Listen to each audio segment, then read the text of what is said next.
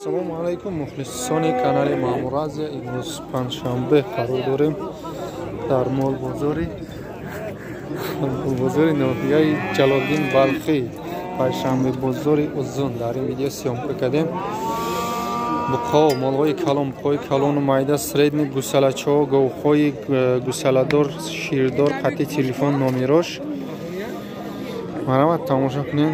ғуноҷинои девона сёмка кардагем барои молкунӣ. Видеоро то охир тамошо кунед. Касоне ки дар канали мо меҳмон аст, ба канал обуна шавед. Рафтем тамошо кунед. Буқачаҳои казахские белоголовка. Но сементал нестанд.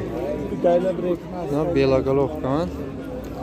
Қазоқӣ 12000 гуфтеста муомила дора бу. Бозор чанд кадагиай намедонем. Ё, як сола шидаган? 6 моҳ. Буқачаҳои 6 моҳ аст. Бозор накадаёми. Буқачаҳои 6 моҳ. молҳои қазоқӣ. Хоб, мана бозор 9000 кадай надодааст. 9000 кадагиай.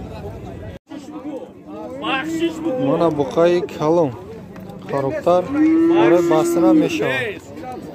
10000 гуфтеста муомила дора, бозорда 92 кадагиай. 1200 сомонӣ. Марҳамат.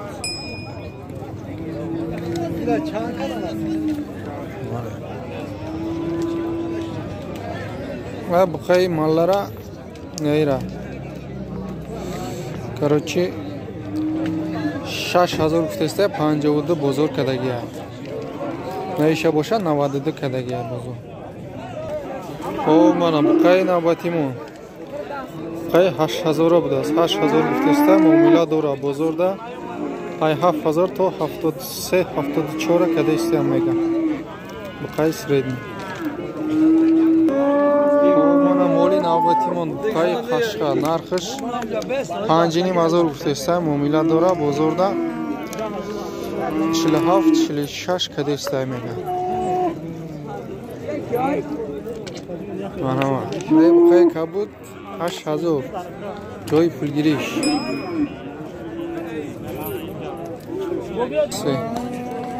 Хоб, буқаи навбатимон буқаи зоти зард. Хоб 7000 гуфтеста муомила дора, бозор 62-63 нарх кадеста. хоб, мана моли навбатимон буқачаи ёш нархш 58 гуфтеста муомила дора, бозор оли ишаи чӣ накада. Тамом. Ира чанд фурӯхтем? 61. Савдо шуда мунаи буқа. Буқа савдо шуда 61. 6100 сомонӣ савдо шуда.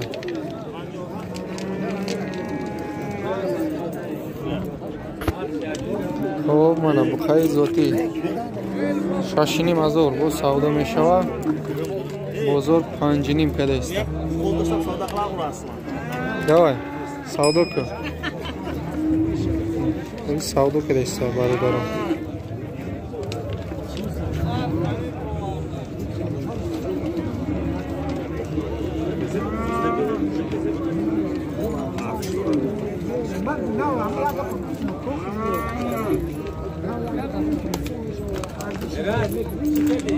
Не буқа савдо шудааст. 55 кадайста. хоб, мана буқаи навбатимон 7000 гуфтеста муомила дора, бозор 55-54 кадайста. 54 конкрет нарх кадайста, додагиш нест. хоб, мана буқаи навбатимон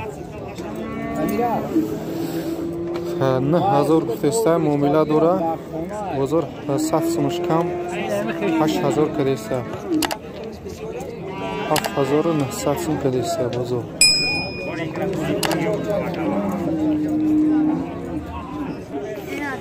хоб, мана моли навбатимон гови гусаладор. Якум гусалаш ғуноҷина буқача ғуноҷин будааст. шириш чанд ға? Як рӯзда نه بگیم یک روز داخ یا دو وقت 5-6 لیتر شیر. خب نرخش 7.5 گفتی ها. بازار چند کن؟ 600 نمیزن آخی؟ قیا بجوش یکم گسلاش باشه تینتر ایده زدنش ممکنه. گوی احلای بازار چند کن؟ 600 میشود. تلفن نمبر بده 906 66 08 06. خریدارا باشم مرحمت. آدرس کجا؟ خلوبکارا کجا؟ کلخزآباد دا؟ خلوبکارا کلخزآباد. جلالالدین بلخی. خب من کسی دا مالی بغض در کار باشه یک ماه پیش بقا رفتگی بوده. نرخش 5.5 گفتی ها؟ 5.5 باز سودا میشود. چندم گوسلش در رفتگی ای؟ سیم گوسلش در بقا رفتگی. بازار چند که؟ بازار 4500 بازار کدگی ای. گوی احل. خب من مالی پروده راسیسکی. نوی پرودش چیه؟ نام نداره؟ همون راسیسکی آخی ها؟ دوتا گوساله کدگی بوده سیمش بغض 6 ماه گفتی ها؟ 6 ماه. شیرش چند که میشه بعدی زایدن؟ 6-7 لیتر شیر. نرخش 17 گفتی ها؟ 16000 باز سودا میشه. بازار یکون چیکار؟ چند؟ 11. بازار 11000 نرخ کدگی ها. مالی نوبتی من گوی گوساله دار.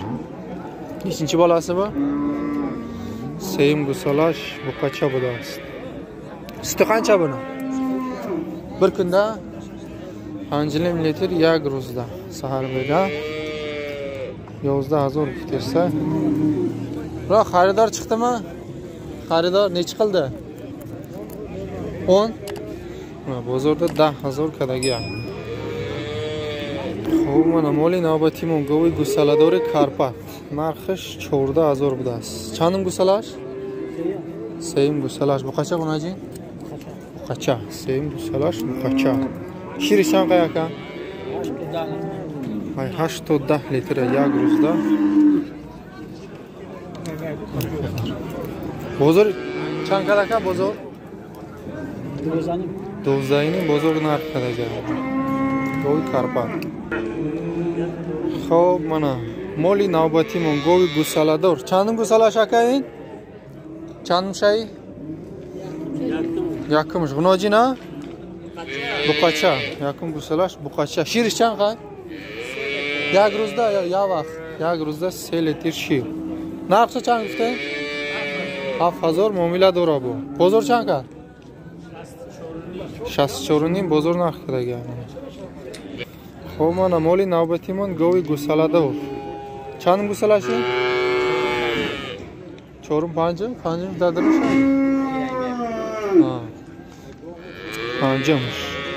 پنجم گوسالش غناجیم بوده است. شیرش چند قیه که؟ یک روز ده 8 لیتر شیر. سینه شا بینید شیر مالی دیوانه. دست روش نه. تمام. بازار چند کده که؟ بازار 10 جوی جنگش چنده؟ 13 گفته سه میشود که با معامله میکنیم. 13 گفته سه بود معامله میشه. رقم تلفن گوزنه 918 70 88 98 مول چپای فای مول چپای خریدارا باشه مرحمت منه. کدومیش 10 لیتر کانکری نه گوسالاش هم یا 10 لیتر یا هم غناجین 10 لیتر چندم گوسالاشی؟ تو 4 یا 5 شایشم منه 10 لیتر شیر داره. نرخش چند گفتی؟ 12000 با سودا میشه. بازار چند که؟ 10 کسی هر دشه یک جای ها؟ خب همون رقم نوانگی ایشم همون رقم داریم خریدارا باشه مرحمت. آدرس چپای. خب من مال های نوبتی من دوتا غناجین قصیر 6000 گفتشتم معامله داره. بزرگ چندی کده که؟ 48. یک تیشه کدی هر تیشه؟ 38 48 48 49 تو 5000 کده سر میگم. زرچه چی؟ 48 49 زرچه کده گیر. هر دوشم قصیر. گناجینای مول میکدگی من. خب من مولی نوبتی من. بغضای قصیر. خمودگی میشه که نمیدونم. بخار هفتگی بدست نه که انیق نیست. گرفتگی نیست. 6000 گفتشتم معامله داره بزرگ 5000 کدگی است. هرودش نرمال نیه من. برای مولکنی سوزه. خب من مولی نوبتی من. خچه یوش. اکی محمد رسول. زکسی خودت من گوساله. 3000 کده استیان ولی جداگی نیست. گوساله بقای. چند ماه های اکی؟ 6 ماه من. 3000 کده استیان. خب من مولی نوبتی من غنوجینی زوتی من. میرا بینی. مال داله. مولی توزه برای مول کنی. بیشتر دیدینز ما؟ تغییر خلده. نرخش 5000 بدست بزرگ 42 43 کده است. چیسته برای مول کنی غنوجینی توزه خونازود. خب من مولی نوبتی من بقچه یوش گوساله بقا. یک ساله شدگی؟ نه 6 ماه بوده است. 4000 بوده نرخش بود سودا میشوه. 35 بزرگ کدگی. پوچش کارپته؟ چه کارپت بوده است من معلوم ای خودش. این گوساله های که باشه؟ گوساله بوده یا سایبش نیست. خب من مال های نوبتی من دوتا بقچه یوش گوساله بقا. بونسی بیش من. این کلونش 5000 ایش چورنی. بازار قنچه قلده؟ 36 میره کده بونسین چیه؟ شاید 4000 کده کلونش. من گوساله. یک ساله 6 ماه 8 ماه 7 ماه گوساله چو. خب من مولی نوبتی من بقچه یوش. یک ساله شدگه؟ یک ساله. بقچه یک ساله. 35 34 بزرگ کدگی 4000 گفتشتم. خب من گوساله را خریدم. بقچه گوساله 32 50 خریدم. 4 ماه بقچه. اکی محمد رسول من نرخی کنکریت نی. 4 ماه گوساله چه؟ سودا شده دو تا غنوجین گوساله. یک ساله شده نیست نه؟ 8 ماه اگر بسیار باشه 8 ماه نباشه ایوایده مایده. من هر دوشه خریده یک جویا 5700 سومونی. هر دوشم غنوجین برای مولکنی خریده یکم.